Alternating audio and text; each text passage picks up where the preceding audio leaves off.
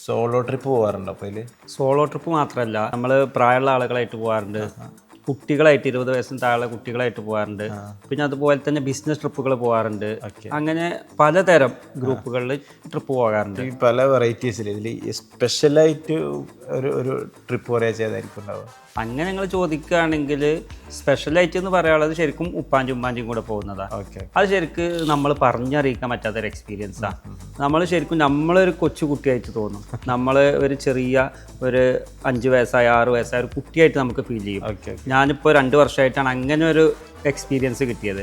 ഞാൻ മലേഷ്യയിലും അതുപോലെ തന്നെ നമ്മളെ ഈ പഹൽഗാം, ഗുൽമർഗ്, കാശ്മീരിൽ 0 പോയിന്റിൽ വരെ പോയിട്ടുണ്ട്.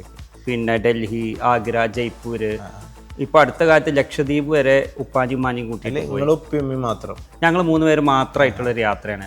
ശരിക്കും നമ്മളിത് ജീവിതത്തിൽ, എൻ്റെ ഒരു അഭിപ്രായത്തിൽ നിങ്ങളിതൊന്ന് എക്സ്പീരിയൻസ് ചെയ്ത് നോക്കി. അത് ശരിക്കും നമ്മുടെ ജീവിതത്തിലെ ഏറ്റവും നല്ലൊരു മൊമെന്റ് ആയിരിക്കും, മറക്കാൻ കഴിയാത്തൊരു നിമിഷമായിരിക്കും.